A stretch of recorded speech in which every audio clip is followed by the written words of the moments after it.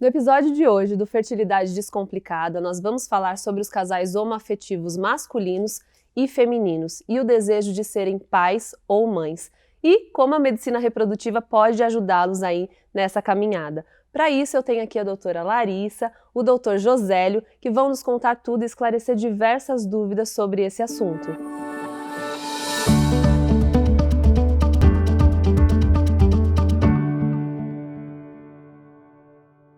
Sejam bem-vindos, é uma alegria tê-los aqui.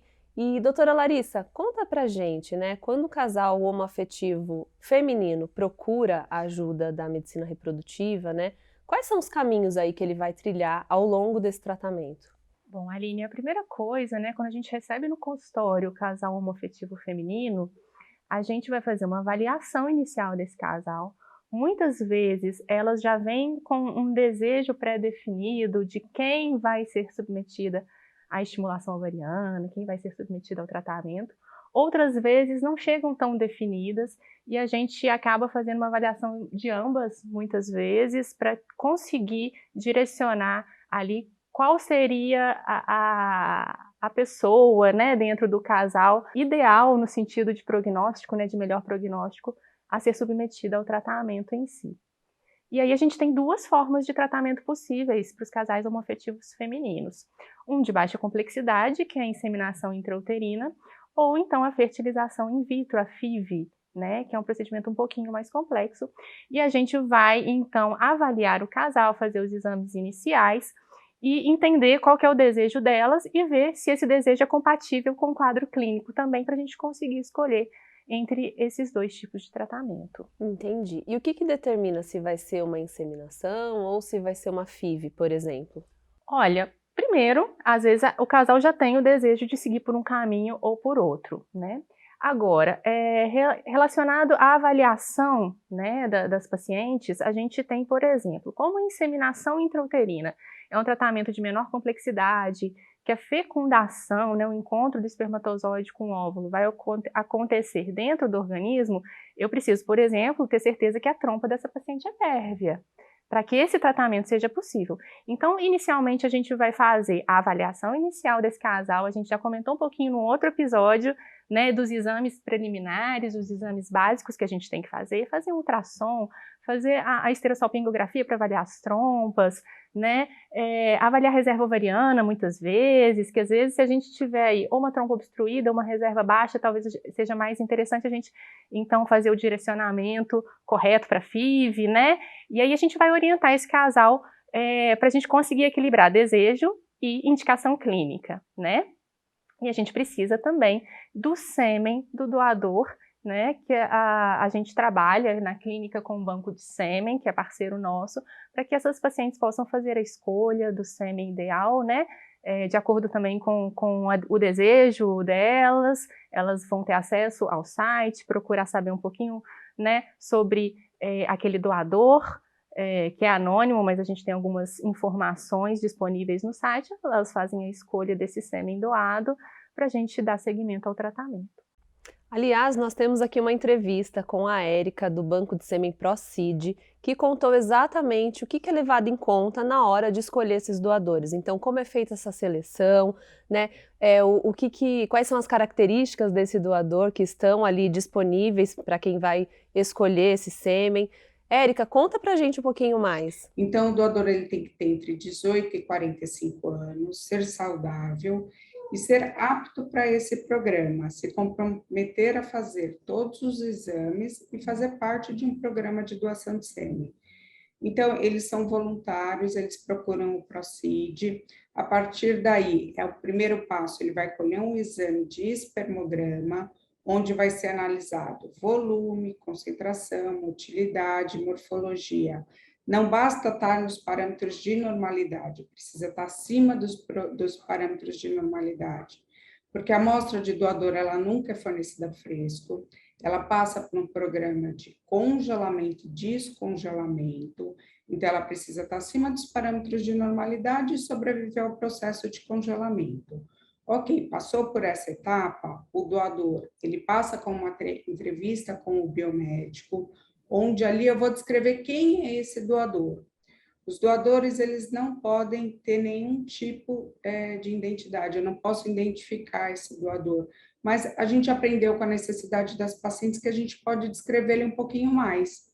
Então, eu vou descrever essa pessoa que eu estou vendo aqui na minha frente, se ele é um loiro, se ele é um moreno, a cor da pele, a cor dos olhos, o formato do nariz, o formato da boca, a partir daí a escolaridade, quais são as suas preferências, as características do pai, as características da mãe, se ele é uma pessoa saudável. Então, tudo isso a gente começa a descrever um pouquinho mais o doador. O programa de doação, o doador, ele se compromete a vir no mínimo 10 vezes na clínica. Então, a gente começa a conviver com essa pessoa. E a equipe inteira, a gente consegue descrever, nossa, esse doador parece um jogador de futebol, esse doador parece um ator, ou esse doador não parece ninguém, entendeu? E ali a gente dá a nossa opinião conforme o que a gente está conhecendo essa pessoa.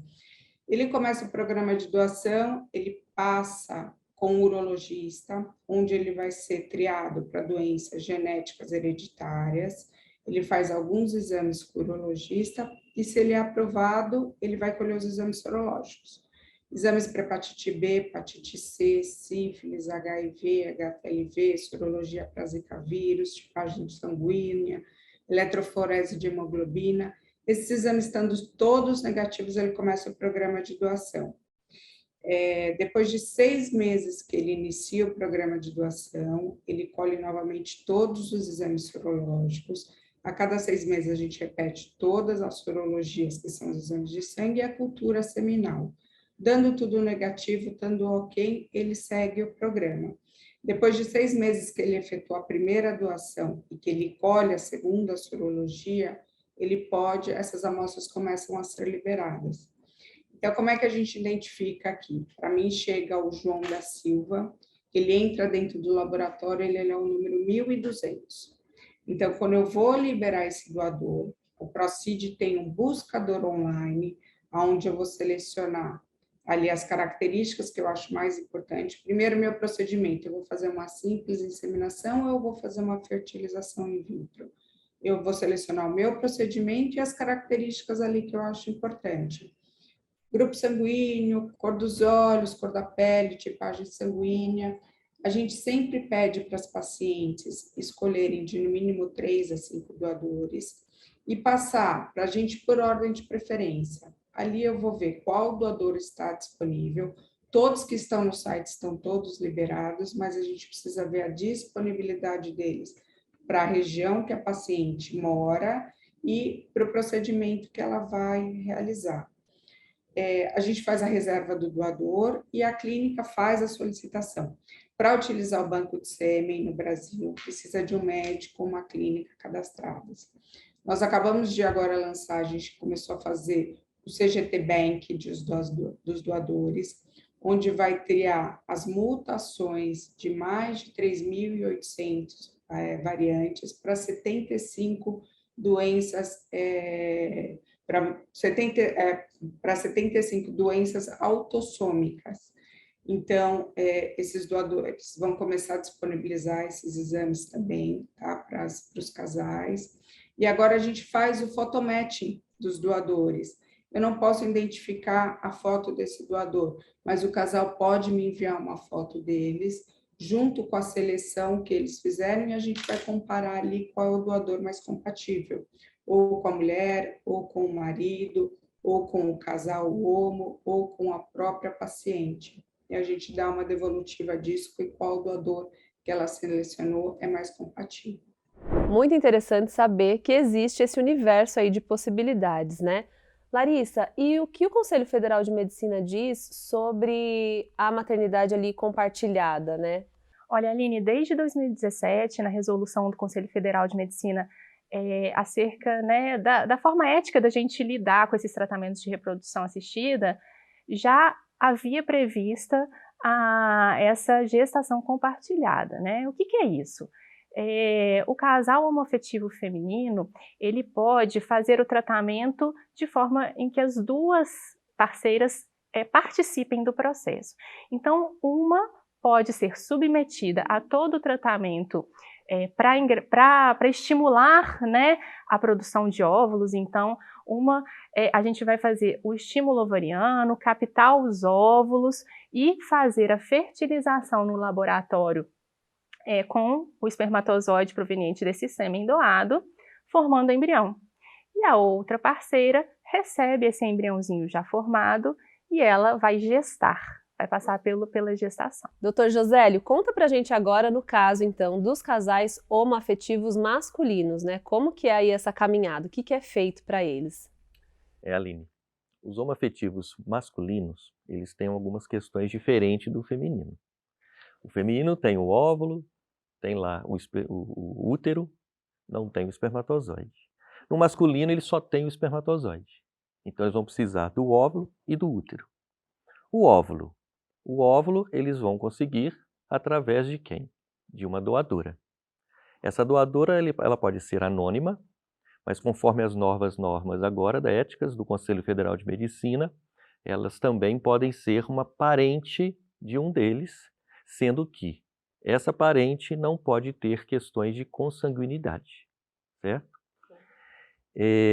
O útero tem que ser obrigatoriamente de uma parente deles, né? Então vai escolher qual deles tem alguma parente, que pode ser de primeiro, segundo, terceiro e até quarto grau. Quarto grau significa até prima, certo?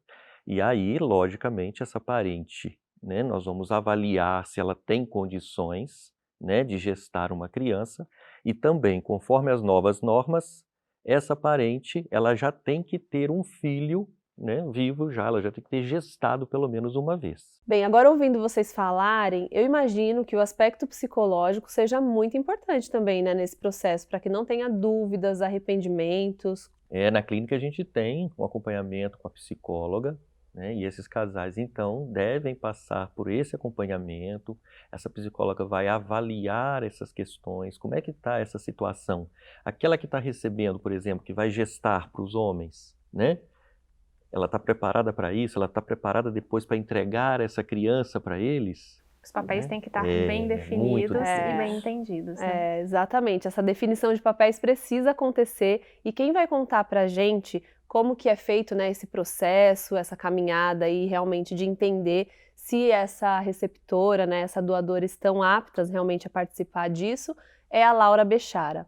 Laura, como é que funciona esse acompanhamento? Então, Aline, é bem como você falou mesmo, né? Num tratamento de reprodução assistida para casais homoafetivos, o que a gente acaba se atentando, né, nas entrevistas psicológicas é mesmo a questão do casal, enquanto essa definição de papéis, né, se tem clareza, né, do lugar que aquela pessoa vai entrar ali na vida deles, e a própria pessoa também, como que ela se coloca nesse lugar. É previsto que a mulher tenha pelo menos um filho, é a mulher que vai emprestar o útero, né, para gestar para esse casal. E aí isso é interessante, né, quando um casal homoafetivo masculino precisa desse recurso, é interessante que ela já tendo um filho, ela já vivenciou esse processo de gestação, de possível vínculo com a criança, que obviamente vai ter um vínculo, mas é um vínculo diferente. Ela tendo clareza do papel que ela vem a desempenhar ali, né, isso fica menos preocupante, né, para o futuro dessa família. E claro, né, o que mais conta para a gente é o desejo que os pais vão ter em relação a essa criança, a relação que eles têm com essa pessoa que vai emprestar o útero de substituição, como que isso foi se configurando, né, antes mesmo da possibilidade de tratamento, e aí que agora vai ter essa situação com uma certa fragilidade da relação, mas que vai fortalecer o que já havia sido estabelecido. Então, se essa pessoa, né, se ela tem um estado civil, né, se ela é casada, o cônjuge também será ouvido, né, para ver se isso para ele fica ok, como fica para esse casal. Então, é escutado, né, o casal desejante, que vai precisar do útero de substituição, e também o casal que vai emprestar o útero da mulher.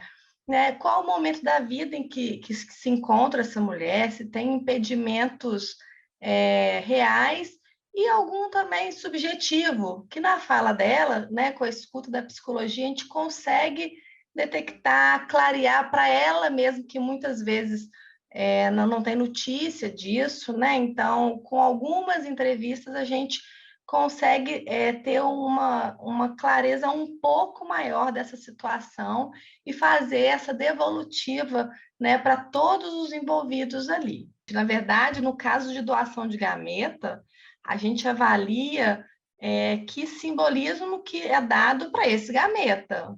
Tem pessoa que vai dar para esse gameta um simbolismo de filho. Tem gente que vai só mesmo, é uma célula, é uma possibilidade de vida, não é uma vida humana ainda. Né? Então, depende de quem doa e de quem recebe.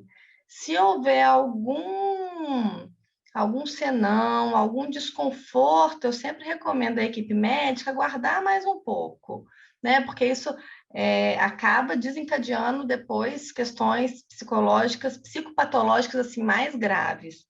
Né? Então, como está envolvida aí a vida da criança que está chegando, né, a vida dos próprios pais, a gente recomenda ter um pouco mais de clareza. Agora, essa doação consentida de óvulos, isso é recente, a gente ainda não tem notícias de como isso será, né, quando ofertada essa possibilidade para a mulher, né?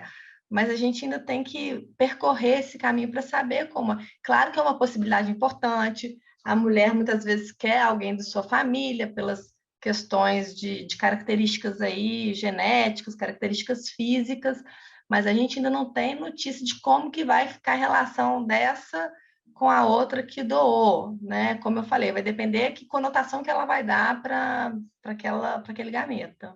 Bem, muito obrigada, Laura, pela sua contribuição.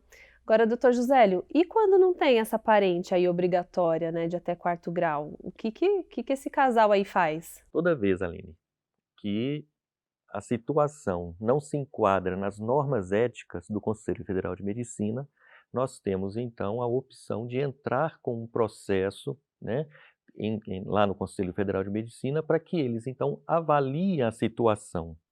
A partir do momento que eles avaliaram e eles então entenderam o caso do casal e aceitaram, deram para nós então a permissão para que faça. Né? Caso eles achem que não está de acordo, a gente também não pode fazer. Bem, e para finalizar esse programa de hoje, eu quero chamar aqui a história do Marcelo, que é uma história muito linda e eu tive o prazer de acompanhar de perto. Marcelo, conta pra gente, como que foi o seu caso? Eu sempre falava para as minhas amigas, né, que se elas poderiam ser minha barriga solidária. Naquela época a gente não falava muito barriga solidária, falava barriga de aluguel, a gente nem sabia desse termo, barriga solidária, né? Então minha mãe meio que já sabia daquele meu desejo, né, daquela minha vontade. E principalmente depois que eu assumi minha orientação sexual, né? Aí que foi aos 18 anos. E depois disso, quando eu tinha lá para os meus 21 anos, por aí, a minha mãe, ela engravidou, né? Que até então eu sou filho único. A minha mãe engravidou e minha irmãzinha faleceu aos 7 meses de gestação. E minha mãe entrou numa depressão muito forte. Eu também, na época, fiquei muito triste por ela, porque não foi fácil vê-la naquela situação. Porque era algo que ela queria muito também, entendeu? Então, depois de algum tempo, né, que se passou essa situação toda, aí eu expressei para ela o meu desejo de ser pai, né? E eu falei para ela que eu queria muito ter filhos, né? E aí ela falou que me entendia, porque o mesmo desejo ela também tinha na época, que era de ter um outro filho, que era a minha irmãzinha, que acabou vindo a óbito, né? E aí, Na época, eu falei com ela, você sabe que existe a possibilidade, né, de você ter minha barriga solidária e tal. Aí ela meio que ficou assim, parada em choque, falou assim: será que é possível mesmo? A gente foi para dar início, só que aí a minha mãe não podia por conta das patologias que ela tinha, é, algumas doenças em relação a, igual a tireoide dela, que era muito alto, o fator da idade dela, o fator da obesidade. Então, tudo isso contou. E o médico falou assim pra gente que seria melhor que eu encontrasse uma outra pessoa para ser minha barriga solidária, né? Porque com a minha mãe seria um pouco difícil. Naquele momento ali eu fiquei um pouco sem chão, né? Até que minha tia veio até a gente e falou: não, eu quero ser sua barriga solidária. Aí a gente começou o tratamento com a minha tia, olha que história, né? A gente começou o tratamento com a minha tia, e no meio do tratamento, lá com a psicóloga, quando ela estava quase para liberar o laudo para a gente começar o tratamento, o marido da minha tia interviu e falou que achava melhor que não fizesse com ela, porque eles não teriam psicológico depois para gestar essa criança e entregá-la depois para mim. Fomos de novo à estaca zero, aí minha mãe foi lá na clínica e falou assim: não, quem vai gerar sou eu. Na realidade, assim, a gente estava tentando com um embrião só, né? Pelo fato de não virem gêmeos, para não vir gêmeos mesmo, a gente estava tentando com um embrião só. O médico falou assim: olha, não quero que venha gêmeos. Gêmeos, a gravidez já é de alto risco. Então, assim, eu não quero porque sua mãe já tem todo esse fator, já teve uma pré-eclâmpsia anterior, há 4 anos atrás ela tinha tido a pré-eclâmpsia da minha irmãzinha, né? Então, assim, fica um pouco difícil. Então, vamos tentar com um embrião só. A gente foi tentando. Na segunda tentativa, a gente conseguiu positivo, porém a gravidez foi uma gravidez anembrionada. Uma gravidez onde tem o saco gestacional, porém não tem nenhum bebê dentro, não tem embrião nenhum, não tem batimento cardíaco, não tem vesícula vitelínica, não tem nada. E aí foi onde eu fiquei muito triste também, comecei a chorar, porque diversas vezes tentando. Aí na segunda tentativa de transferir mesmo, aí não deu certo, e eu já estava com aquela expectativa, já tinha feito festa, tinha contado para todo mundo que tinha dado positivo, e depois a minha cara de ter que contar para todo mundo que não era um positivo, que não tinha dado certo. A gente fez a terceira tentativa, deu negativo. Quando foi na quarta tentativa, o médico falou assim: ó, vamos colocar 2 embriões, porque se um não pegar, pelo menos o outro a gente tem uma chance de pegar, entendeu? São 2 tentativas em uma aí, então, desse jeito. Falei, então vamos. Nessa tentativa vieram gêmeos. Praticamente toda semana a gente tinha 3 consultas com profissionais diferentes, sabe? Eram 2 ultrassons praticamente por semana, que é coisa que não se faz numa gestação comum, entendeu? Então a gente passava por obstetra particular, obstetra do convênio, obstetra também do SUS, a gente passava, porque a gente queria que fosse realmente uma coisa muito assistida, porque a gente estava realmente com muito medo. Tanto é que no dia que eles foram nascer, os bebês foram nascer, a gente foi para uma consulta de rotina, né? E a médica falou assim pra gente: ó, eles estão com 34 semanas, 5 dias. Eles estão com 34 semanas, 5 dias, estão com um peso bom, né? Eu poderia segurar eles até as 36 semanas. Só que tá tendo uma pequena alteração aqui no Doppler do NOAA, de passagem de nutrientes, né? E aí, então, nós vamos fazer a cesárea agora. E eu, quê? Agora? Foi tranquilo para ela super entende tudo, né? Hoje em dia nós moramos todos juntos, tá? Meio que assim, eu não quis tirar muito de perto dela, porque ela é muito apegada com eles também. E eles são os xodós dela, né? É praticamente assim uma mãe-vó para eles, né? Porque eu sempre brinco assim: se minha mãe se vó, qualquer vó aí é mãe 2 vezes, a minha é 3, porque ela até gerou os bebês, né? Então, por esse motivo, aí a gente tem muito amor para dar para esses bebês, né? É muito bonito de ver, né? Todo esse amor que tem nessa história, a história aí da mãe do Marcelo, Obrigada, viu, Marcelo, pela sua participação. Bem, a gente vai ficando por aqui e eu quero agradecê-los aí pela participação. Chegamos ao fim aí do nosso 10º episódio da primeira temporada. Sim, já posso falar que é a primeira temporada porque, olha só, teremos a segunda. Sim, o Fertilidade Descomplicada foi um sucesso, vocês gostaram e enviaram muitas dúvidas que nós não conseguimos responder apenas em 10 episódios. Então, aguardem, porque é nas redes sociais que nós iremos avisar quando a nova temporada vai começar.